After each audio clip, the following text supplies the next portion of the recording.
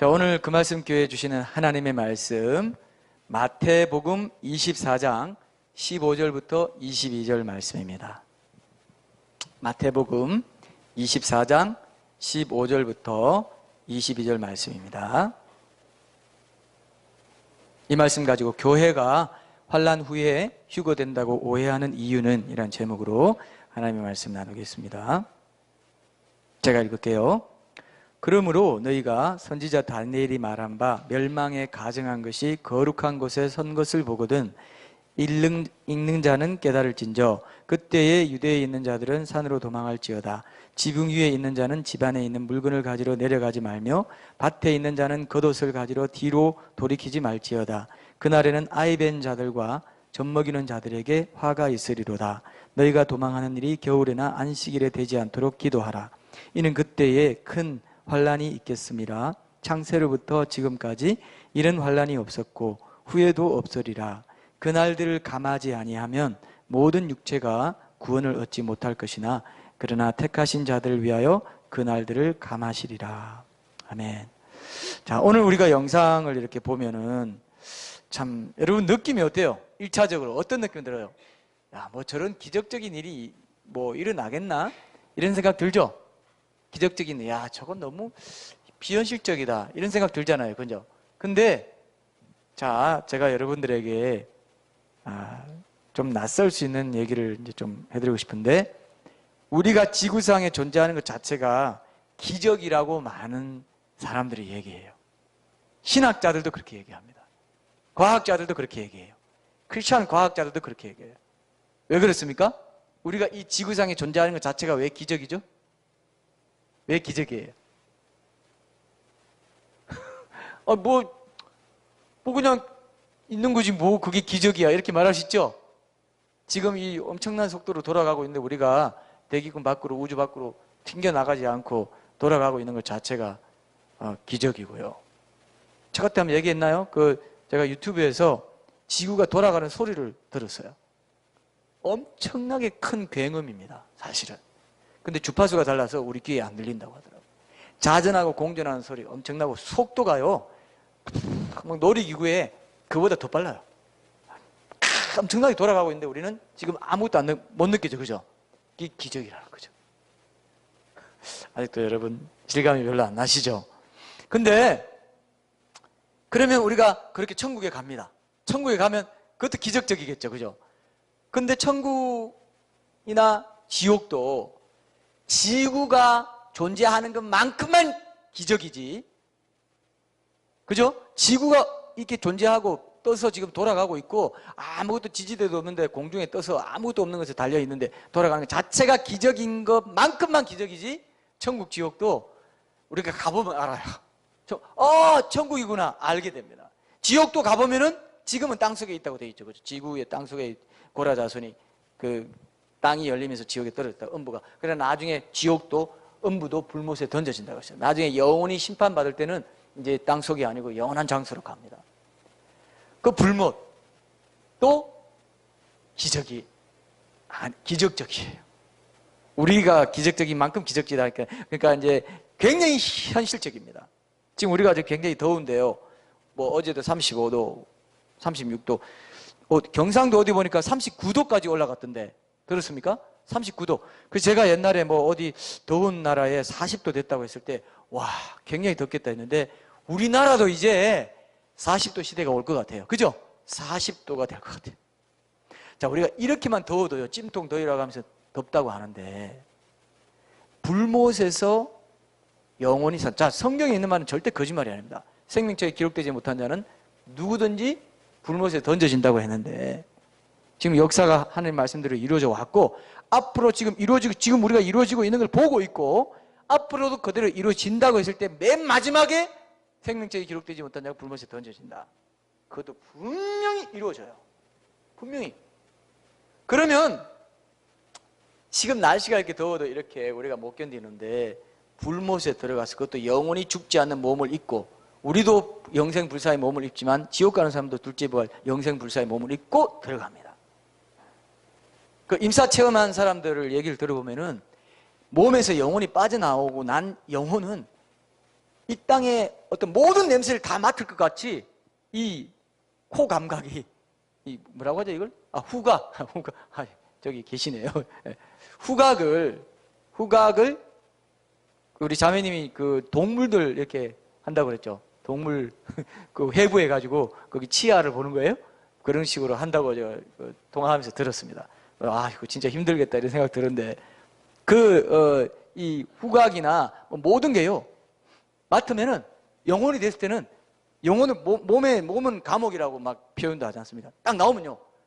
엄청나게 감각이 센시티브해진다는 거죠. 그래서 냄새 맡고 보는 거라든지 이런 게 멀리까지 보고요.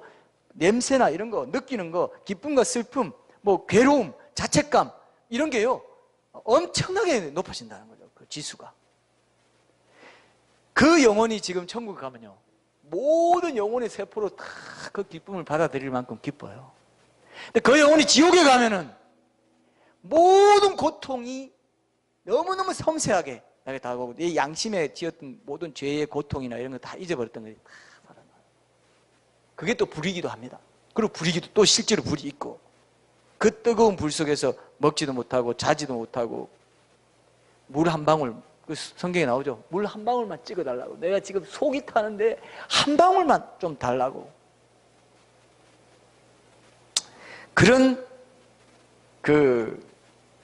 그런 곳이 지옥이 절대 기적적인 장소가 아닙니다. 지구를 봐도 알 수 있어요. 너무 현실적인데 이건 기적적인 장소거든요. 천국 지옥도 마찬가지. 우리가 아까 영상에서 천국이 굉장히 기적적인 장소 같지만 절대로 안 그렇습니다. 절대로 안 그래요.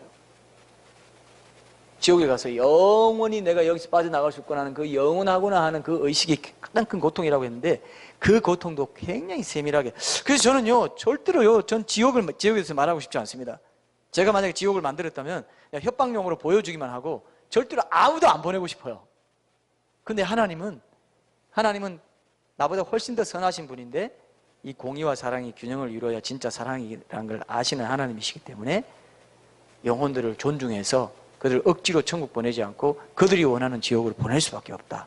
이걸 생각할 때마다 너무 안타깝습니다. 그래서 이런 복음을 전하기를 간절히 원하고 여러분들 주위에 있는 사람들, 가족들 어쨌든 간에 뭐 그들이 정반대하면 뭐 존중할 수밖에 없지만 최대한 복음을 전해야 된다 이렇게 생각을 하고 있는데 우리가 지금 천국을 사모하면서 예수님 다시 오실 것을 기대하면서 기다리고 있다는 것은 엄청난 축복이에요. 그래서 오늘도 우리가 나누는 말씀이 교회가 환난 후에 휴거된다고 오해하기 때문에 기다리지 않습니다. 그냥 뭐 환난 지난 뒤에 오겠지 이런 생각을 갖고 있는데 언제든지 우리 주님이 재림하실 수 있고 우리를 휴거시키기 위해서 오실 수 있다는 게 이게 얼마나 절박한 문제고 얼마나 사실은 또 축복된 자리인지 특권인지를 다시 한번 오늘 말씀을 통해서 여러분 좀 느꼈으면 좋겠습니다. 자, 오늘 말씀은 지금 우리가 읽은 대로 굉장히 오해가 많은 말씀입니다. 이 말씀 때문에 이런 말씀들 때문에 사실 마태복음 24장 전체라든지 이렇게 전체를 보면은 이상하게 예수님이 성도들이 환난 중에 이 땅에 남아 있는 것처럼 그렇게 말씀하시는 게 참 많아요. 이번에 그걸 좀 차례대로 잡아내려고 합니다. 그걸 알기 위해서 오늘 이 시간에는 중요한 원리를 한 가지 알아두는 게 제일 큰 핵심입니다. 성경을 읽고 해석할 때 중요한 원리가 있는데 그게 뭐냐 하면은 그 말씀을 누구에게 전하는 겁니다. 그 말씀은 누구에게 주냐? 성경에 보면은 유대인들에게 준 말씀이 있고요, 교회에 준 말씀이 있고, 진짜 안 믿는 비신자 이방인들에게 준 말씀이 있어요. 실제로 신학자들이 그걸 구별합니다. 근데 특별히 성경에 보면은, 특히 복음서에 보면은 어디에 줬다 이런 말이 있어요. 자, 여러분들 한번 물어봅시다. 마태복음은 누구 대상으로 쓰여졌다고 하던가요? 여러분 들었죠? 마태복음 누구 대상으로 쓰여졌다 하던가요? 유대인들입니다. 유대인들의 왕으로 오신 예수님을 마태복음 얘기하고 있어요. 그래서 누가복음은 온 세상 사람들, 그러니까 사람들, 이방인들 대상으로 쓰여졌기 때문에 그 족보에서부터 달라요. 아시죠? 누가복음은 어떻게 돼요? 누가복음 3장에 보면 예수님 족보가 어떻게 돼요? 요셉부터 쭉 시작해서 위로 쭉쭉 올라가면서 아브라함을 지나가요. 그 다음에 노아도 지나가고 아담까지 가고 그 이상은 하나님이다 이렇게 되어 나옵니다. 그죠? 기억나죠? 근데 마태복음 족보는 어떻게 돼요? 마태복음은 아브라함과 다윗의 자손 예수 그리스도의 계보라. 아브라함부터 딱 시작하죠. 그 유대인이 왕으로 왔기 때문에. 이런 식의 이제 차이가 있는 겁니다. 그 말씀 드리기 전에 하나님께서 우리가 성경을 해석할 때 해석할 그 요소들이 여러 가지 있는데 이렇게 문화적인 배경도 봐야 되고 문법적인 특성, 어법, 어원 같은 것도 보고 어떤 말씀에 쓰인 한 단어가 전체 성경 신학적인 맥락에서는 어떤 의미를 갖고 있고 그 의미가 성경 역사 속에서 어떻게 변화되어 왔는지 이런 것도 봐야 되고요. 상징이나 비유로 봐야 될지 문자 그대로 봐야 될지 이런 것도 다 봅니다. 근데 성경 중에서 특별히 복음서를 볼 때는 누구에게 줬느냐? 이게 특히 마태복음에서 신학자들이 이런 것들을 많이 잡아냈어요. 이건 유대인들을 염두에 뒀기 때문에 이런 표현이 나왔다. 이런 것들을 오늘 여러분들이 오늘 봐야 이 말씀을 헷갈리지 않고 이 말씀이 그래서 헷갈릴 수밖에 오해할 수밖에 없도록 되어 있구나 이걸 알 수 있습니다.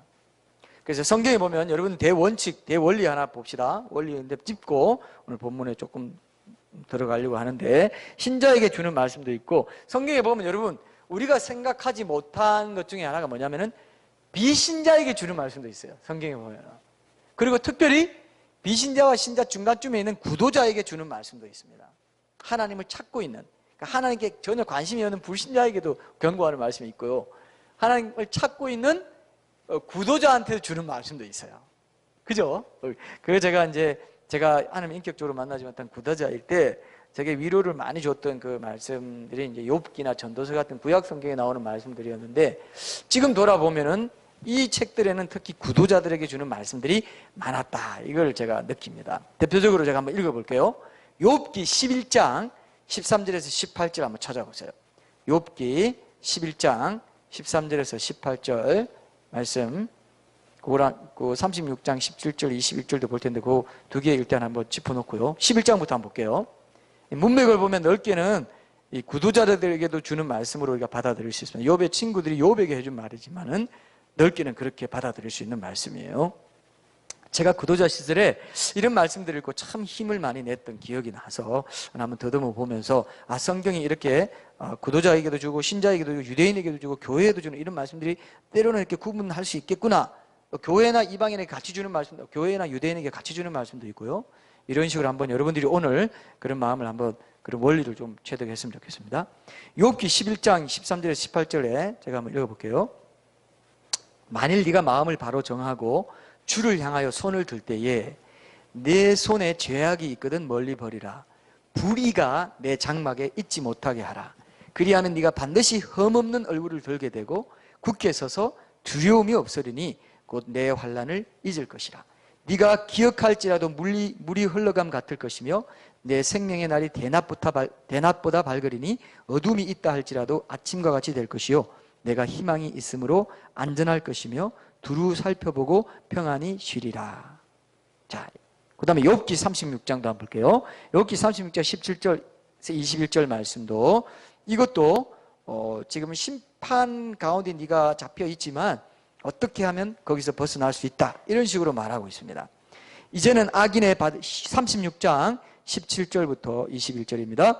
이제는 악인의 받을 벌이 그들에게 가득하였고 심판과 정의가 그들을 잡아나니 그들은 분노하지 않도록 조심하며 많은 뇌물이 그들을 그릇된 길로 가게 할까 조심하라. 그대의 부르짖음이나 그대의 능력이 어찌 능히 그대가 곤고한 가운데에서 그대를 유익하게 하겠느냐. 그대는 밤을 사모하지 말라. 인생들이 밤에 그들이 있는 곳에서 끌려가리라. 삼가 악으로 치우치지 말라. 그대가 환난보다 이것을 택하였느니라. 굉장히 환난보다 이것을 택했다. 우리 시대에 주는 말씀으로 제가 받을 수도 있다고 생각하고 우리 시대의 구도자들에게도 줄 수 있는 말씀이라고 생각해요. 환난이 있구나. 하나님의 역사가 말씀에 기록된 대로 그대로 이루어졌구나. 앞으로 환난이 있겠구나 하면서 하나님을 택하는 이런 맥락에서 이것을 볼 수도 있습니다. 그래서 여러분 주위에 보면은 구도자라고 할 수 있는 이웃들이 있을 텐데 그런 분들을 염두에 두고 이런 말씀을 보면은 사용할 수 있어요. 이런 말씀을. 지난 주중에 지금 이제 부산에 잠깐 내려가 있는 은하 자매님 이제 곧 미경 자매님이 곧 올라올 텐데 은하 자매님이랑 통화를 했는데요. 스터디를 같이 하는 형제님이 지금 이런 구도자래요.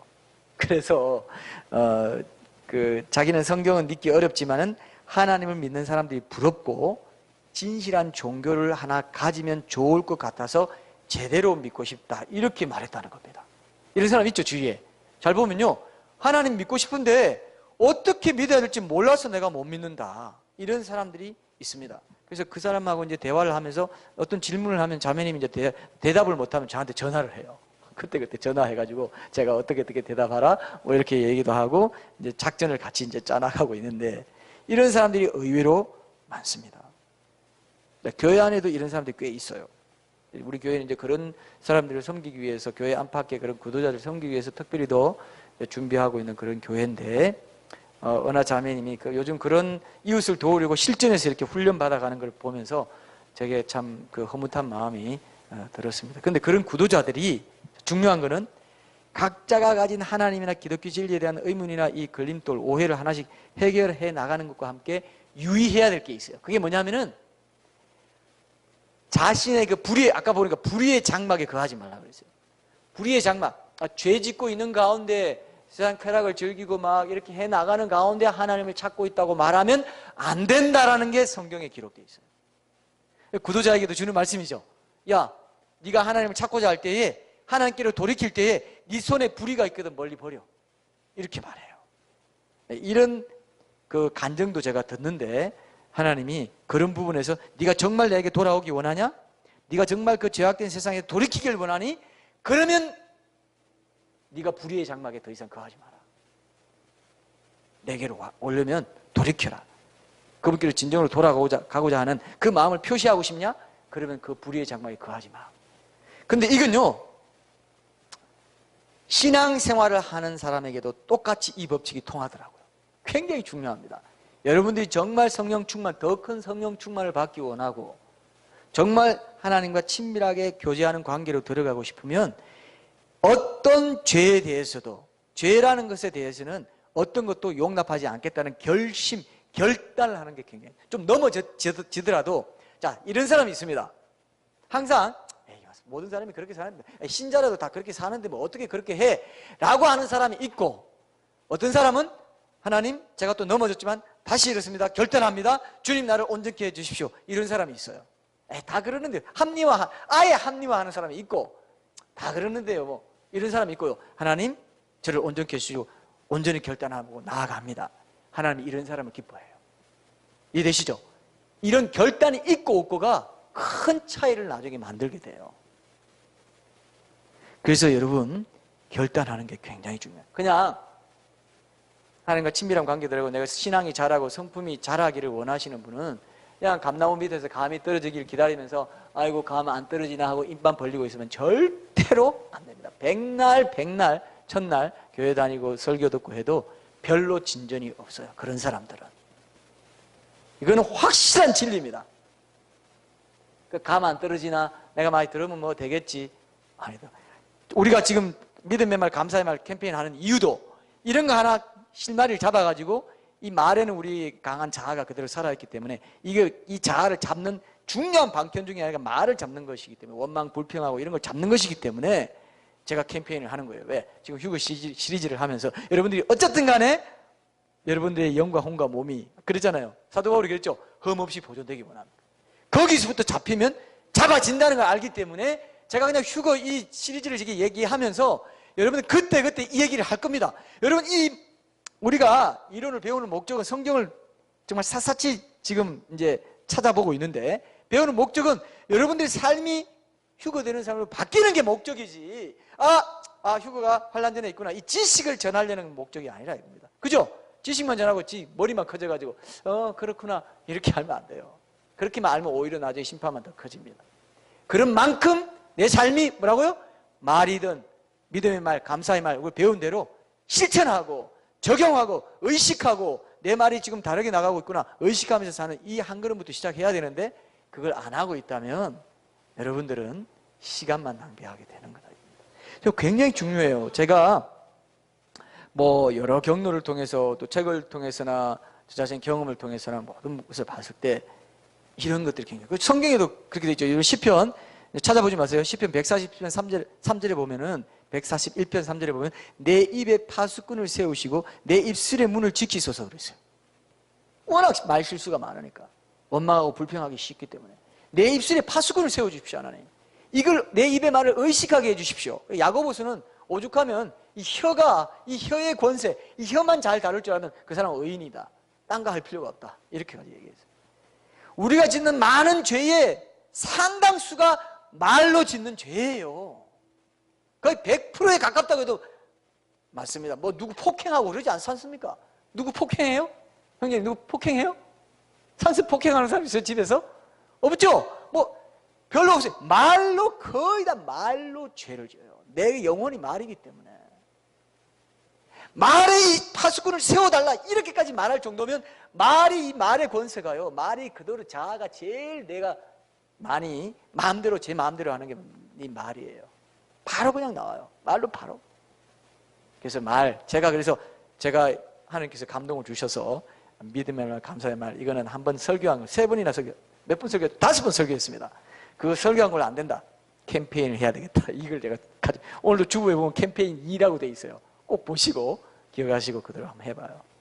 이 지금 휴거 시리즈 하는 이유는 여러분들의 삶이 휴거에 합당한 삶으로 변화받기를 원하는 그 목적이 있기 때문에 이걸 하는 거지 딴 게 아닙니다. 여러분 꼭 기억하시고, 여러분 육신에 익숙하다는 습관을 지금 안 잡으면 이젠 희망이 없어요. 희망이 없습니다. 지금 안 잡으면. 이걸 잡잖아요. 잡고 내가 살고 하나님께 나아가잖아요. 이전과는 다른 삶을 내가 끊어버리고 가려고 하잖아요. 그러면요, 그때부터 하나님의 그 하늘의 위로를 체험하게 돼요. 아, 이야, 네가 이제 내 마음을 아는구나. 하나님과 위로는요, 사람이 주는 위로하고 차원이 달라요. 얼마나 좋은지, 내 영혼의 양약이라는 걸 느껴져요. 그 친밀함으로 내게 보여주시는 우정이 얼마나 좋은지, 뭐 쾌락이나 뭐 어떤 그런 것보다 훨씬 좋다는 걸 아는 사람이 그 모든 것들을 내가 말로 하는 뭐 어떤 죄, 어떤 뭐 그런 것들을 끊을 수 있습니다. 그거 안 끊고 자기를 부인한다는 것은 말이 안 돼요. 지금 마지막 때는 하나님이 야, 끊을 수 있도록 내 힘 줄게 하는 시대입니다. 네가 나를 붙잡아, 그럼 돼. 근데 안 돼요. 원래 안 되는데요. 너 돼. 한데 나는 안 된다고. 그래서 제가 뭘 발견해요? 요즘 묵상하면서 이렇게 발견한 건요, 크리스천들조차도 진정으로는 하나님과 친밀하고 싶지 않아 하더라고요. 내가 그걸 발견했습니다. 좀 믿음 좋다 하는 크리스천들도 진정으로 하나님과 친밀하고 싶진 않아. 적당히 친밀하고 싶어. 내 즐길 거 즐기고 적당히 조금만 거리 두고 내가 하고 싶은 거 다 하고 그 다음에 뭐 친밀한 거 좀 있지. 하나님과 친밀하면 내 전부가 되겠습니다. 그 사람이 신부거든요. 근데 완전히 친밀하고 싶진 않아. 내가 보니까 딱 보니까 그거예요. 딴 게 아닙니다. 그 친밀함의 능력에서 모든 죄를 끊을 수 있는 그 전혀 예상치 못한 능력이 나오거든요. 이거 믿으십니까? 이거 믿고 싶죠? 믿으십니까? 하니까 좀 너무 좀 제가 죄송하고, 믿고 싶죠? 이거 믿고 싶죠? 믿고 싶죠? 이거 근데 설교하다가 믿습니까? 하는 거 내가 들어봐도 이거 믿고 싶습니까? 믿고 싶습니까? 이건 내가 처음 들어봤어요. 내가 오늘 처음 들어봤습니다. 내가 한 말을 처음 들었어요. 누구도 이건 믿고 싶습니까? 이렇게 말하지는 않습니다. 그러나 믿습니까? 보다 좀 낮은 단계는 믿고 싶습니까? 잖아요. 그죠? 믿고 싶기라도 해야 돼요. 알겠죠? 아시겠어요? 믿고 싶기라도 하세요. 좀 정말 친밀하기를 원치 않아요. 내가 그걸 알아요. 그러면 능력이 생기는데, 그게 내 전부입니다. 그거보다 더 좋은 거 없고, 그거보다 더 기쁜 게 없고, 그거보다 더 즐거운 게 없습니다. 이렇게 되면 그 사람은 변화받습니다. 변화받습니다. 요즘 제 딸이 미국 대통령 트럼프가 뭐 한국에 전쟁을 일으킬 수도 있다고 말하고 신문 기사를 유심히 보더니 굉장히 기분 나빠하더라고요. 원래 트럼프에 대한 이미지가 좋았대요. 트럼프 이미지가 좋았는데 왜 이미지가 좋았는지 모르겠지만 수천 명이 죽더라도 한반도에서 죽고 미국인은 안 죽는다. 수천 명이 죽더라도, 그죠? 그렇게 말했다 이거예요. 미국에서 일어나는 것도 아니고 한반도에서 일어나고 한반도 사람들이 죽는다. 상당히 기분 나빴다. 이렇게 얘기하면 저한테 이제 전쟁이 진짜 일어날 것 같냐 이렇게 물었습니다. 지난주에. 그래서 제가 전쟁은 북한의 김정은이나 미국 대통령이 일으키는 게 아니고 결국 하나님의 손안에 있는 것이기 때문에 사람들 눈치 보지 말고 하나님 눈치 보고, 예? 하나님께서 이 땅에 전쟁이 일어나지 않고 평화적으로 통일되게 해달라고 기도해라.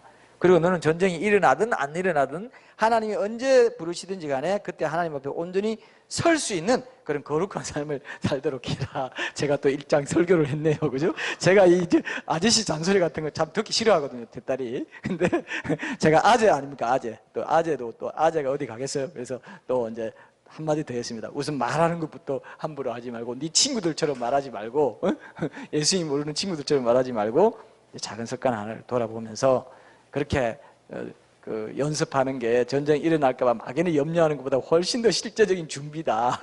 이런 얘기를 제가 했습니다. 근데 제 딸이 실실 알았다고는 하는데 실실 웃더라고요. 그래서 신빙성이 좀 떨어지지 않나 생각했는데 지켜보겠습니다.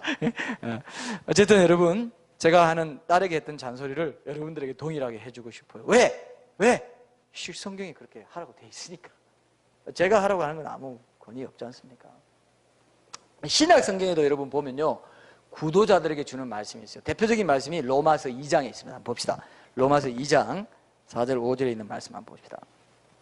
여러분, 오늘 설교도요 굉장히 중요합니다. 제가 설교할 때마다 여러분 오늘 굉장히 중요합니다 하는데 오늘도 굉장히 중요합니다.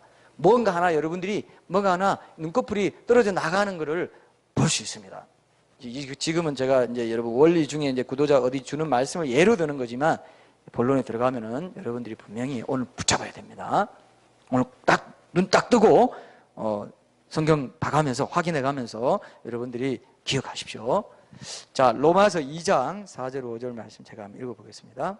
혹 내가, 이건 구도자입니다, 하나님의 인자하심이 너를 인도하여 회개하게 하심을 알지 못하여 그의 인자하심과 용납하심과 길이 참으심이 풍성함을 멸시하느냐? 다만 내 고집과 회개하지 아니한 마음을 따라 진노의 날, 곧 하나님의 의로우신 심판이 나타나는 그날에 임할 진노를 내게 쌓는도다. 자, 구도자들이 자신들이 가지고 의미나 그림들을 이렇게 하나님이 하나씩 해결하게 해주실 때마다 회개로 이끄시는 하나님의 손길을 구체적으로 이렇게 느껴야 되는데, 그 답을 듣고도 그냥 여전히 그냥 뭐 하나님 떠나 무시하고 살아오던 자신의 삶을 돌이킬 생각하지 않고, 꼭 다 듣고도요, 이런 사람이 있어요. 다 듣고도 꼭 안 믿을 이유가 하나는 꼭 더 있는 사람이 있어요. 실컷 얘기해줘도 근데요 이거는요 하면서 또 하나 더 만들어요. 또 내려주면 또 이런 사람이 있습니다. 이런 사람에게 너는 이런 말씀을 하고 있다 생각해요. 꼭 주위에 보면 이런 사람이 있어요. 뭐 많은 건 아니지만. 그러면 그만큼 자기를 꺾어 나가야 되는데, 아까 그 구약 욥기 말씀하고 비슷하잖아요. 꺾어 나가면서 회개하게 하는구나. 그럼 내가 하나님이 인자하시고 용납해 주시고 길이 참으시기 때문에 내가 돌이켜야지, 이런 마음을 가져야 되는데 안 갖고 있다, 이렇게 얘기하고 있지 않습니까? 그래서 이런 말씀이 이제 구도자에게 주는 말씀이나 여러분 실감이 나죠, 그죠? 직접 보니까 신자나 비신자, 그리고 그 중간쯤에는 구도자들에게 주시는 말씀도 있다. 신학적으로 보면 유대인에게 주시는 말씀도 있고, 그죠? 교회, 그리고 이방인, 뭐 이렇게 또 구분되는데요. 특히 신약 성경에서 이제 대부분 교회에 주신 말씀이 많이 기록되지만 복음서 같은 경우가 아까 말씀드린 대로 그 대상이 신학적으로 구분되어 있어요. 유대인부터 이방인, 교회까지 좀 더 세분화되어 있습니다. 제가 아까 말씀드린 것처럼, 그죠? 유대인은 메시아요 왕으로 오신 예수님을 이제 드러내는 게 그 마태복음이죠. 그 다음에 종으로 왔어요. 그리고 그 마가복음은 종으로 오신 예수님을 드러내는데 로마인을 상대로 썼다, 이렇게 되어 있습니다. 누가복음은 헬라인, 즉 이방인 전부를 말하고, 요한복음은 온 세상 사람입니다. 유대인이든 이방인이든 뭐 헬라인이든 로마인이든 다 온 세상. 그래서 요한복음 3장 10절에 보면은 하나님이 세상을 이처럼 사랑하사, 세상, 온 세상 사람들을 말하는 겁니다. 근데 여러분, 이 복음서의 대상의 차이가 나는 것은 각 복음서가 묘사하는 예수님의 그 특성과 이미지, 이런 것이 이제 다르기 때문이기도 한데, 이게 어디에 나타나냐 하면은 요한계시록 4장 7절에, 여러분도 아시는 분이 있을 겁니다. 요한계시록 4장 7절에 보면은 하나님의 보좌 앞에 네 생물이 나오는데, 이 네 생물이 사복음서의 예수님의 특성을 그대로 반영하고 있다. 자, 보세요. 마태복음은 사자입니다. 왕은 사자예요. 사자가 왕을 뜻합니다. 그리고 소는 종입니다. 마가복음이에요. 종이에요. 송아지, 소. 그 다음에 사람의 얼굴은 인자로 오신, 누가복음 사람으로 오신 그 예수님을 보면은, 누가복음 보면은 사람으로 왔다는 게 다 그래요. 그래서 예수님의 어린 시절, 12살 시절 나오는 복음서가 어딥니까? 예수님이 12살 시절 그 이야기가 나오는 복음서가 어디예요? 누가복음이에요. 왜? 사람으로 오신 것을 더 드러내주기 때문에. 그런 맥락을 보면 잘 찾을 수 있습니다. 그 다음 요한복음은 하나님으로 오신, 독수리가 하나님 상징하고 신성을 상징하거든요. 독수리. 그렇게 되어 있는데 요한계시록 4장 6절에서 8절에 보면은 어떻게 하나님의 보좌 앞에 있는 네 생물이 딱 그 사복음서의 면면을 딱 가지고 있어요. 이건 놀랍습니다. 하나님이 사복음서, 성경에 사복음서가 기록될 것을, 이 순서도 똑같아요. 될 것을 아시고 이미 하나님 보좌 앞에 자신의 그 특성을 네 가지 그 동물, 사람 얼굴로 보여주고 있습니다. 한번 봅시다. 요한계시록 4장 6절에서 8절 말씀 봅시다. 그래서 마태복음이 유대인의 왕으로 오신 그런 그 맥락하고도 연결되기 때문에 이거 먼저 확인해 봅니다. 요한계시록 4장 6절 8절 제가 읽어볼게요. 보좌 앞에 수정과 같은 유리바다가 있고 보좌 가운데와 보좌 주위에 네 생물이 있는데 앞뒤에 눈들이 가득하더라. 그 첫째 생물은 사자 같고 그 둘째 생물은 송아지 같고 그 셋째 생물은 얼굴이 사람 같고 그 넷째 생물은 날아가는 독수리 같은데, 이게 바로 마태복음, 마가복음, 누가복음, 요한복음입니다. 네 생물은 각각 6날개를 가졌고 그 안과 주위에는 눈들이 가득하더라. 그들이 밤낮 쉬지 않고 이르기를 거룩하다 거룩하다 거룩하다 주 하나님 곧 전능하신 이여, 전에도 계셨고 이제도 계시고 장차 오시리시라. 재림하시는 주님이시죠. 예수님에 대해서 이렇게 표현한 거예요. 전에도 계셨고 이제도 계시고 장차 오실 예수님입니다. 예수님이 하나님 자신이기 때문에. 자, 이 말씀에 나오는 대로 첫 번째 생물인 사자는 마태복음 뜻하죠. 왕으로 오신 예수님, 유대인이 왕으로 오신. 두 번째 생물 송아지, 세 번째 사람, 누가복음 사람이신 예수님, 요한복음 독수리 하나님이신 예수님, 이렇게 가르쳐요. 근데 자, 사복음서에 배열된 순서도 똑같습니다. 근데 이 네 생물의 얼굴 모양이 에스겔서 1장 10절에도 그대로 있어요. 자, 이게 놀라운 것입니다. 조금 다른 표현이지만 동일하게 언급되어 있습니다. 거기 보면 하나님 임재관 성전에서 섬기던 제사장, 그 에스겔 선지자가, 제사장 출신의 에스겔 선지자가 바벨론의 포로로 잡혀가 있을 때 그발 강가에서 어느 날 갑자기 하늘이 열리는 것을 보면서 하나님의 보좌를 직접 이렇게 목격했다는 대목이 나와요. 자, 에스겔서 1장 1절부터 10절까지 한번 봅시다. 에스겔서 구약, 에스겔서 이사야, 예레미야, 에스겔이죠. 에스겔서 1장 1절부터 10절까지 제가 빨리 한번 읽어볼게요. 자, 여기에 참 제가 이번 말씀 준비하면서 새롭게 발견하게 된 말씀도 하나 있어서 하나님이 보게 해주셨습니다. 자, 1절 볼게요. 30째 해 넷째 달 초닷새에 내가 그발 강가 사로잡힌 자 중에 있을 때에 하늘이 열리며 하나님의 모습이 내게 보이니 여호와 야긴 왕이 사로잡힌 지 5년 그 달 초닷새라. 갈대아 땅 그발 강가에서 여호와의 말씀이 부시의 아들 제사장 나 에스겔에게 특별히 임하고 여호와의 권능이 내 위에 있으니라. 내가 보니 북쪽에서부터 폭풍과 큰 구름이 오는데 그 속에서 불이 번쩍번쩍하여 빛이 그 사방에 비치며 그 불 가운데 단쇠 같은 것이 나타나 보이고 그 속에서 네 생물의 형상, 네 생물이 나옵니다. 네 생물의 형상이 나타나는데, 요한계시록에서도 하나님 보좌 앞에 있는 네 생물이고 여기도 똑같은 하나님 보좌를 봤으니까 네 생물이 똑같겠죠. 그들의 모양이 이러하니 그들에게 사람의 형상이 있더라. 그들에게 각각 네 얼굴과 네 날개가 있고 그들의 다리는 곧은 다리요 그들의 발바닥은 송아지 발바닥 같고 광낸 구리같이 빛나며 그 사방 날개 밑에는 각각 사람의 손이 있더라. 그 네 생물의 얼굴과 날개가 이러하니, 잘 보세요. 날개는 다 서로 연하였으며 갈 때는 돌이키지 아니하고 일제히 앞으로 곧게 행하며 그 얼굴들의 모양은 넷의 앞은 사람의 얼굴이요 넷의 오른쪽은 사자의 얼굴이요 넷의 왼쪽은 소의 얼굴이요 넷의 뒤는 독수리의 얼굴이니, 이렇게 똑같습니다. 표현상의 차이가 조금 나지만 똑같은데 참 재미있는 표현을 이번에 제가 발견했는데요.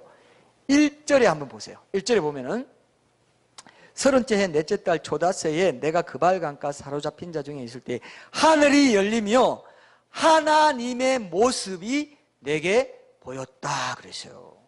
그러면서 네 생물이 나와요. 이게 바로 이 세상에 오신 것, 네 가지 특성을 가지고 이 세상에 오신 예수님이 하나님의 모습이라는 겁니다, 여러분. 어때요? 어때요? 감격스럽지 않습니까? 하나님의 모습이 누구라고요? 예수님이 그 네 가지 모습, 네 가지 특성. 그저 나를 위해서 종으로 오셔가지고 소처럼 되셔가지고, 예? 양같이 아무 소가 푸죽간에 들어가는 것처럼, 그 이사야서 나오죠. 소가 푸죽간에 가는 것처럼 그렇게 나를 위해서 아무 말도 안 하고 하고 갔다 이겁니다. 그런 분이 내 하나님이에요. 우리가 믿는 하나님이에요. 우리 죄를 짐을 지기 위해서. 저는 새롭게 이 말씀 준비하면서 새로운 감사의 마음이 있었습니다. 비천한 종의 모양으로 오셨구나. 예수님의 전기를 담은 복음서가 딱 4편밖에 없을까 이렇게 생각할 수 있죠. 그 당시에 많은 글이 있었습니다. 많은 전기가 있었어요. 예수님에 대해서 썼다고 하는 전기가 많았는데 4편밖에 왜 딱 골라지지 않았느냐? 이미 보좌에 이미 뭐라고요? 소, 그 다음에 그죠? 사자, 소, 사람, 독수리, 이 4가지 복음서가 딱 정해져 있는데 아무리 인간이 써도 이거 영감이 안 된가, 성령의 인도로 안 된가, 하나님 다 아신 거 딱딱딱 자 잘라내고 4개만 딱 해서 순서도 그대로 똑같이 딱 성경에 배열해 놓은 게 오늘 우리가 보는 이 성경 말씀이에요. 성경이 특별해요, 안 특별해요? 굉장히 특별하죠. 여기에는 거짓말이 하나도 없어요. 사람이 지은 책에는 어쨌든 거짓말이 있고, 소설이든 뭐든 다 거짓말이 있고, 뭐 다큐를 써도, 전기를 써도, 자기 자선을 써도 거짓말이 있는데 성경에만은 하나도 거짓말이 있고 사실만 기록되어 있다. 이건 엄청난 책이고요. 어떤 사람이 천국을 갔는데 거기 가서 보니까 우리가 이 지상에서 보는 이 성경이 어마어마하게 큰 책으로 금빛 광채 나는 그런 모습으로 있더라는 얘기를 한 걸 제가 기억합니다. 저도 그럴 것 같아요. 저도. 그래서 천국에 사는 사람들도 거기서도 이 성경을 영원히 기념하면서 볼 수 있다는 거예요. 별 실감 안 나죠, 여러분? 저는 충분히 그럴 수 있다고 생각합니다. 충분히 그럴 수 있어요. 그 성경을 통해 예수님의 사람을 영원히 기념하고, 그렇기 때문에 어떤 사람은 또 그렇게 말하더라고요. 설교가 있더라.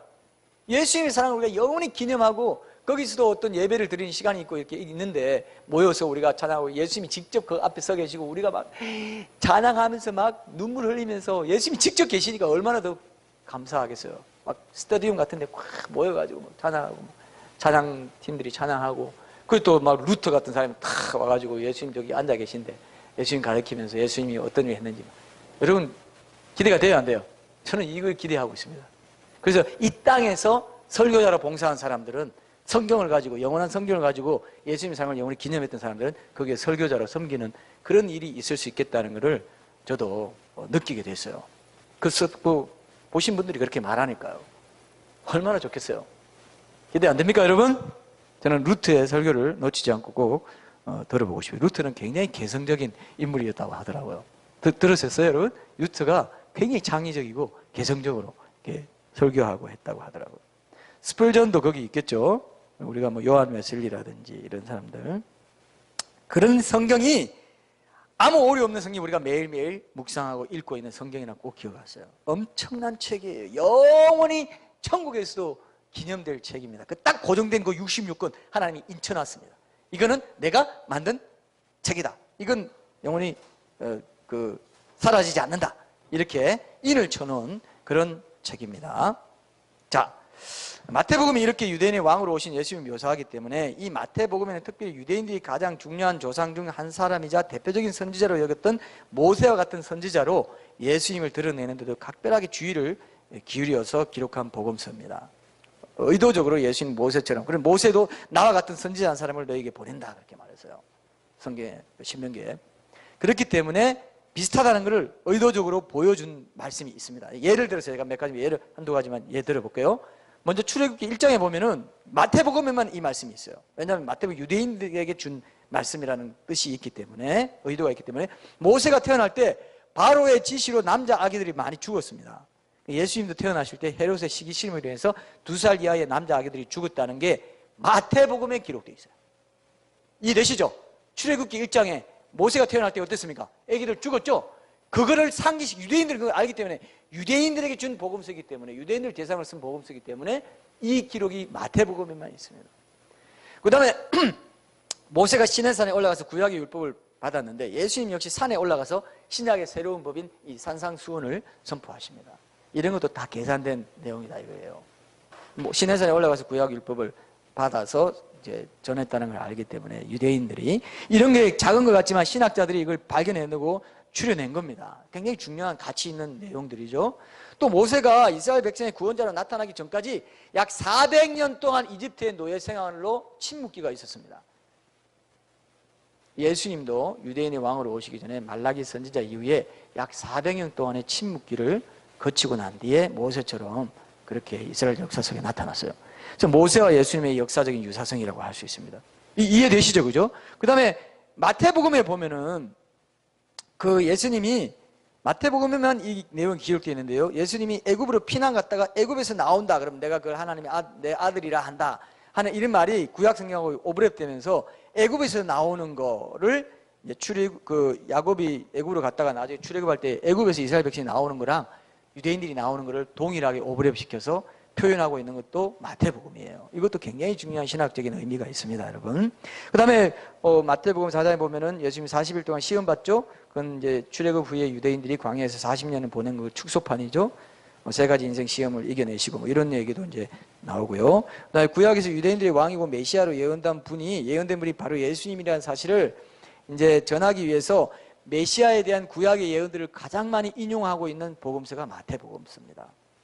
구약의 예언들을 가장 많이. 그래서 유대인들에게 준다. 이렇게 이제 더 연결시킬 수 있어요. 그리고 특히 예수님 산상수훈을 전하실 때도 보면은 옛 사람에게는 이렇게 말했지만 이제 나는 너에게 말한다. 이런 표현은 마태복음에밖에 없어요. 모세에게 이렇게 말했지만 나는 너에게 말한다. 이런 식의 표현이 유대인들을 염두에 둔 표현입니다. 마태복음 5장에도 보면 현결을 대하여 나가라 하면 공회에 잡히게 된다든지 제단에 예물을 드리러 갈 때 뭐 제단 예물 공회 이런 건 다 유대인들만 아는 내용이에요. 뭐 다른 복음서에는 없습니다. 자, 유대인들 대상으로 기록된 책이라는 거 알겠죠? 그렇게 이것을 전제로 해서 이제 오늘 본문을 딱 보면은 여러분이 이제 바로 이해할 수 있습니다. 아하, 유대인들에게 준 복음서이기 때문에 이런 표현이 있구나 하는 것을 여러분들이 이제 느낄 수 있습니다. 마태복음 24장 1절부터 31절까지는 이제 유대인에게 이렇게 구분하는 학자들도 있는데요. 그다음 32절부터 25장 30절까지는 교회에게 준 말씀이고 25장 31절부터 46절까지는 이방인들에게 줬다. 뭐 이렇게 구분하는 학자들도 있는데 어쨌든 제일 중요한 거는 24장 1절부터 31절까지는 유대인들에게 실제로 준 말씀이에요. 왜냐?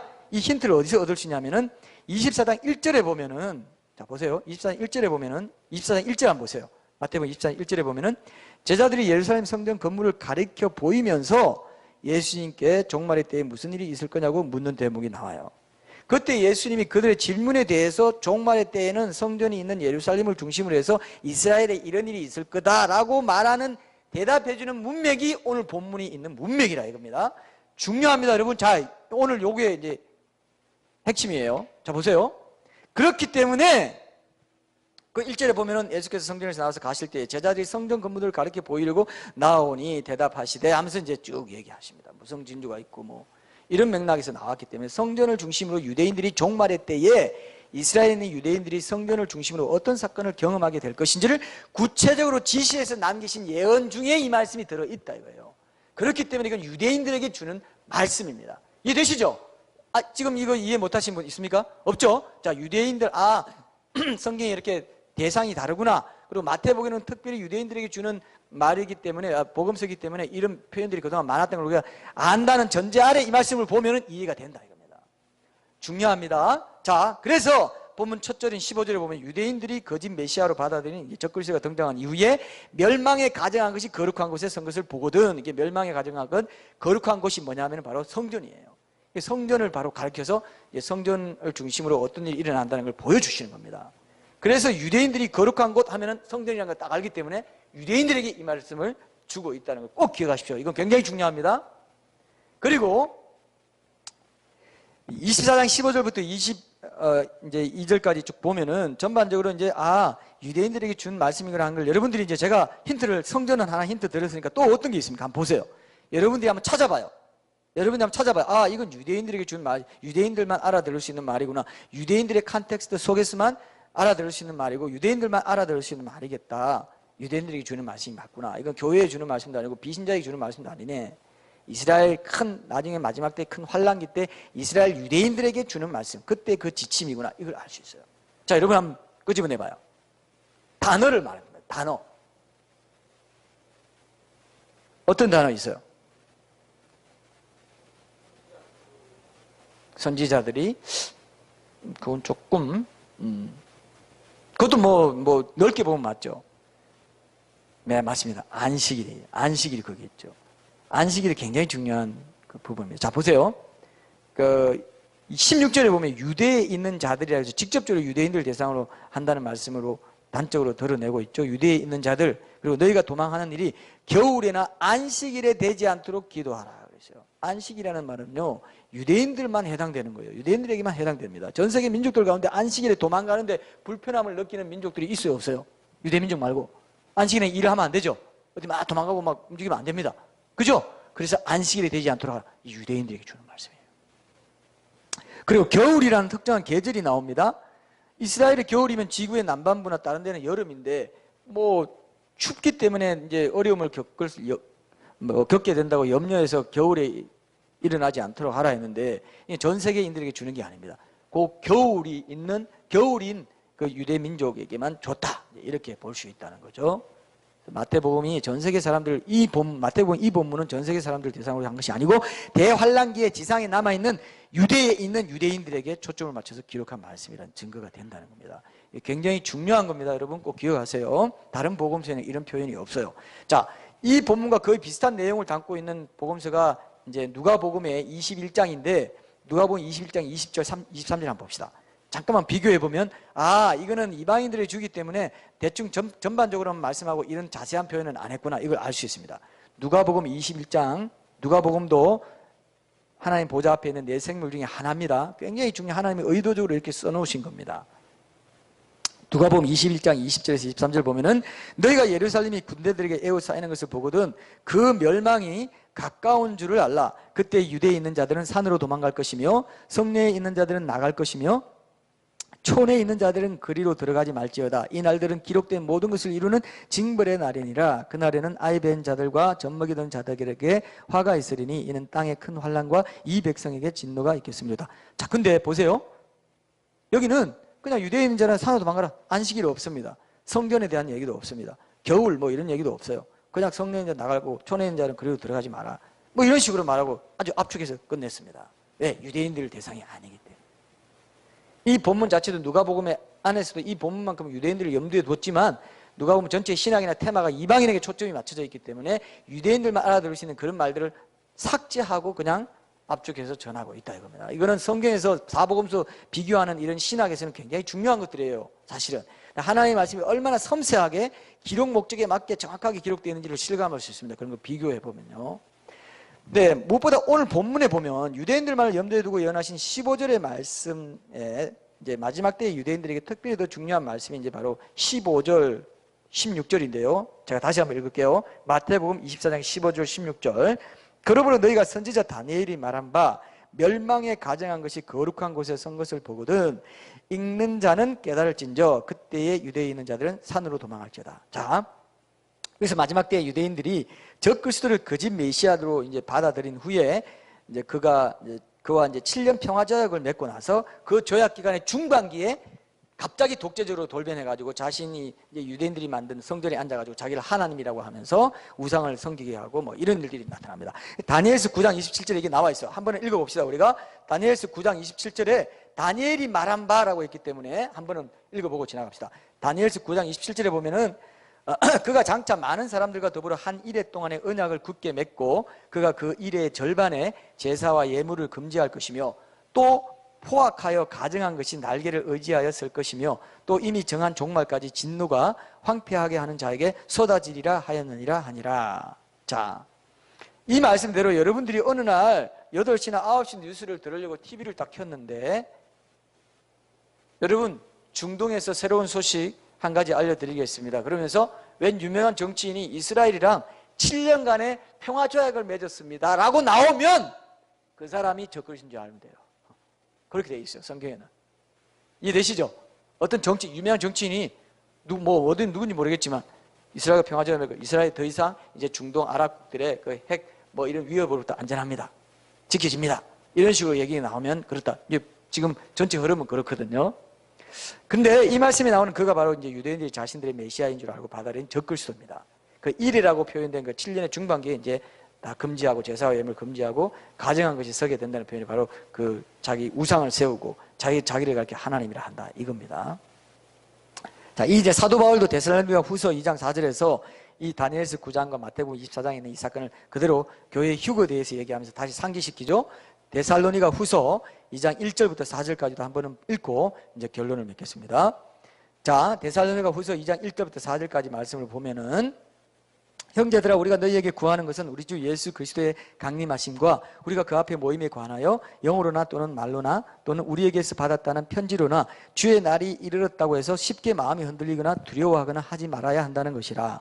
누가 어떻게 하여도 너희가 미혹되지 말라. 먼저 배교하는 일이 있고 저 불법의 사람 곧 멸망의 아들이 나타나기 전에는 그 날이 이르지 아니하리니 그는 대적하는 자라 신이라고 불리는 모든 것과 숭배함을 받는 것에 대항하여 그 위에 자기를 높이고 하나님의 성전에 앉아 자기를 하나님이라고 내세우느니라 돼 있어요. 교회 시대가 끝나고 하나님 앞에 우리가 교회가 그 앞에 예수님 앞에 모이게 되면 예수님이 강림하셔서 모이면 그리고 일이 있고 나면 이런 일이 생긴다 이겁니다. 이때 이 하나님의 성전이 바로 지금 이스라엘 사람들이 예루살렘에 지으려고 하는 제3성전입니다.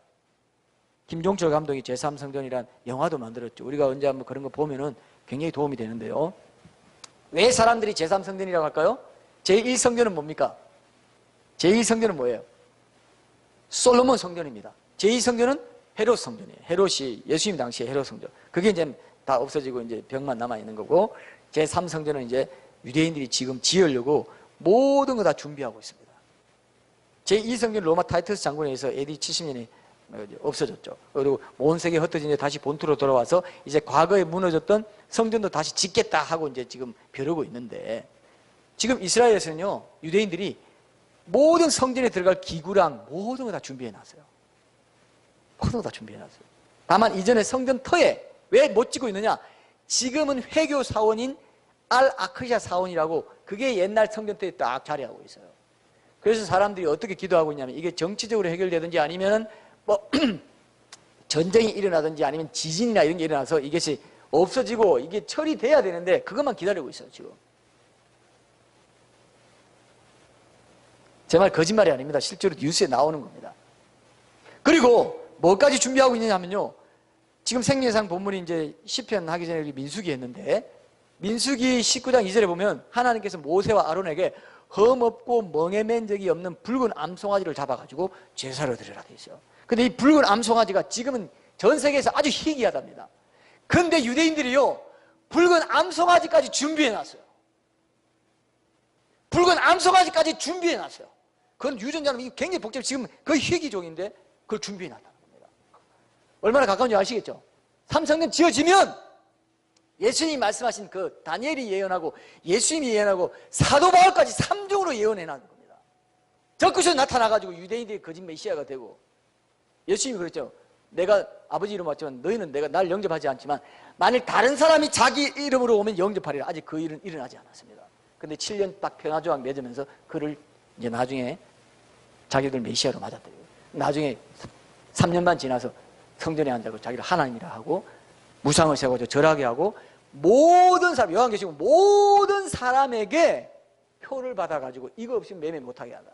자, 지금 여러분, 지금 이 세상 역사는 분명히 그 정점을 향해 달려가고 있어요. 예수님이 재림을 향해서. 목적 없이 하루하루가 있는 게 절대로 아니라 이겁니다. 지금 사람들이 스마트폰이다, 뭐 제4차 산업혁명이다, 이제는 뭐 무인기가 등장하고 커피숍에 가도 그냥 다 커피숍, 그냥 무인기, 사람 필요 없어요. 다 무인기, 웬만한 거 다 무인기로 할 겁니다. 안 되는 거는 뭐 성직자, 목사, 뭐 작가 이런 거밖에 없대요, 거의. 앞으로 다 뭐 나중에 그쪽은 어떨지 그쪽 그 동종 쪽 그쪽은 어떨지 모르겠어요. 그건 안 되겠죠. 사람이 해야 되겠죠. 사람이 할 수 있는 법도, 지금 법도요, 여기 설 자리 없어요. 법도 컴퓨터에 판례를 다 넣었어요. 그래서 이런 경우 하면 제일 좋은 판례가 나와요. 이해되시죠? 이제 뭐 의술도 모르겠습니다. 의술도 이런 병이 있을 때는 어떤 처방이 제일 좋겠냐, 약은 어떤 게 제일 좋겠냐, 딱 넣으면요 처방 나옵니다. 왜 그런 시대로 갑니까? 모든 걸 컴퓨터화 시켜가지고 나중에요 매매표 이런 걸 딱 해가지고 모든 네트워킹 만들어가지고 그거 없으면 어디도 갈 수 없도록 이마트도 딱 체크돼 버려요. 바이오칩 다 해서 지금 바이오칩이다 뭐에 다 연결돼 있어요. 모든 세상이 다 연결되는 거야. 이건 비행기 타고 버스 타도 지하철 타고 어디 가도 호텔에 묵어도 뭐 밥을 하나 사도 뭐 식당에 가도 다 연결되는 세상이 지금 오고 있지 않습니까? 지금 오고 있잖아요. 그걸 보면서도 뭐 재림은 뭐 오겠나? 무천년 설자들을 다 상징으로 보는 사람들은 이런 거 다 인정 안 해요. 뭐 그냥 세상 흘러가는 거지. 하나님이 이거다라고 너희들은 나를 믿는 백성들에게 내가 알려줬다. 성경을 보면 이 시대가 왜 이렇게 가는지 알 수 있어. 재림을 향해 가고 있다. 적그리스도 나타나서 온 세계 통제하는 그 시대로 지금 가는 게 안 보여? 그런데 안 보입니다. 세상 살기가 너무 바빴어요. 무천년설 요한계시록 상징으로 보고 뭐 이런 표도 다 상징으로 보는 사람, 이미 지나갔다고 하는 사람들은 똑같이 비신자처럼 이런 얘기 안 하고 세상이 좋구나, 아이고 세상이 너무 발전했고 우리도 문화를 잘 개발해가지고 어떻게, 그 얘기밖에 안 하고 종말 얘기 안 한다 이겁니다. 지금 잘못됐다는 거예요. 그것이 하나님은 안타까워하십니다. 야, 너희들만 알 수 있는데 왜 그걸 인정을 안 하냐, 적용을 안 하냐. 세상이 이렇게 그냥 이 문명이 그냥 간다고, 아무 목적 없이 흘러간다고? 아니야. 내가 주관하는 세상이고 내가 주권적으로 역사를 이끌어가고 있는데, 내 아들 보내는 재림, 그 전에 적그리스도 시대에 오는 그걸 위해서 지금 가고 있어. 내가 성경에 다 예언해놨다. 그대로 된다. 맞습니까? 안 맞습니까? 그대로 되지 않습니까? 이스라엘도 회복, 이 모든 것들은 우리가 한번 이번에 다 한번 단추를 맞추듯이 다 맞추고 올 겁니다. 아하! 교회가 환란에 휴거되고 내일도 올 수 있겠구나. 그걸 알게 될 겁니다. 그래서 제가 이 말씀 전하는 거예요. 그래서 여러분, 그런 환란이 오면은, 근데 예수님은 그런 재앙을 당하지 않고 적그리스도 나타날 때 우리 교회는 없다고 되어 있어요. 근데 보세요. 유대인들을 본문 대상으로 한 마태복음 24장에 보면은, 누가복음 21장 34절 36절에 있는 말씀대로 그 모든 환난 능히 피하고 인자 앞에서도 항상 기도하라, 이 말씀이 없습니다. 무슨 말씀만 있느냐? 그냥 유대에 있는 자들은 산으로 도망가고 그냥 뭐 안식일이 되지 않도록 기도하고 환난 중에 끝까지 견디는 자가 구원을 얻다, 이렇게 되어 있어요. 환난 중에서 끝까지 견디는 자가 그건 유대인들입니다. 교회는 그와 상관이 없는 거예요. 교회는 누가복음에 있는 그 말씀에 적용되는 거예요. 이 모든 환난 능히 피하고 인자 앞에 서도록 항상 끼어 기도하라. 여기는 교회한테 주신 말씀이에요. 이해되십니까? 유대인들은, 너희들은 환난을 통과하는 거예요. 이거를 모르고요, 여기저기 다 섞어가지고 마구 뒤섞어가지고 이해하니까, 여기서는 이렇게 말한 것 같고 예수님이 여기서는 이렇게 말했다가 환난 통과하는 것처럼 말했다가, 여기서는 또 환난 피하고, 또 요한계시록 3장에 보면 빌라델비아 교회 이 큰 온 세상에 임하는 환난 때에 너희를 면하게 해주겠다, 이건 또 뭐예요? 그러니까 오해한다. 오늘 제목이 뭡니까? 왜 오해하느냐? 이것 때문에 오해하고 있는 거예요. 이걸 인정하지 않습니다. 막 다 섞어가지고 전부 다 교회에게 줬겠지. No! 그렇지 않아요. 마태복음 신학 자체가 유대인들에게 줬다는 게, 아까 다 제가 예를 많이 들었잖아요. 모세라든지 뭐 다 얘기가 그렇게 돼 있는데도 불구하고 인정하지 않으니까 맨날 헷갈려가지고, 아이고 그래 정말로는 너나 나나 뭐 다 이해 못하니까 그냥 신경 끄고 그냥 이 세상에 열심히 살자, 그러고 사는데, 하나님은 아니야. 징조들에 깨어있고, 너희가 아침에 뭐가 오면 뭐 이렇게 붉은 기운이 있으면 어떡하 알지? 징조에 깨어있고 시대에 깨어있어, 이렇게 했는데, 복잡하고요, 막 잘못하면 뭐 또 이상하게 되고, 안 해. No, 안 해요. 우리 최대한 신학적으로 모든 면에서 이런 것들을 제대로 알고 있어야 되고, 이걸 전해야 되고 깨워야 되고, 휴거 일어나고 난 뒤에 얼마나 엄청난 세상이 벌어질지는 여러분 그때 남아서 한번 경험해 봐요. 도저히 세상 사는 곳이 아닙니다. 동시다발도 다 일어나요. 특히 3년 반 이후에 진노가 쏟아질 때, 3년 반쯤은 그냥 적그리스도 제대되면서 뭐 휴거 뭐 충격받고 좀 지나가면서 갈 겁니다. 3년 반 그 이후는 엄청난 이제 진노가 쏟아지는, 그때는 세상에 살아남을 수가 없어요. 특별히 유대인들이 피난처에서 이제 좀 그런 게 있습니다. 14만 4천 명의 유대인들이 뭐 전도하고 이런 일이 있다든지, 그들이 나도 휴거되고 이런 일이 있는데요. 그런 것도 이번에 한번 전반적으로 요한계시록도 한번 전반적으로 이해할 수 있는 그런 계기를 한번 만들어 보려고 합니다. 자, 어쨌든 오늘 말씀만 가지고도 신마리를 좀 잡았습니까? 신마리 잡았어요? 환란 후에 교회가 있다는 거, 이거 아니구나 하는 건 느낌이 오죠? 자, 이게 그래야 이 다른 성경 말씀과 조화를 이룰 수 있어요. 예수님이 여기서 이렇게 말하고 저기서 저렇게 말한다, 그렇게 되어 있지 않습니다. 정확히 예수님은 하나만 말씀하셨어요. 그래서 기억하시고 이 시리즈 설교를 통해서 여러분들이 오해를 거두고 더욱더 하나님 앞에 가까이 나아가는 그런 삶을 결단하는 그런 이번 이 시리즈 설교 시간들이 되었으면 좋겠습니다. 우리 찬양하고 결단하겠습니다.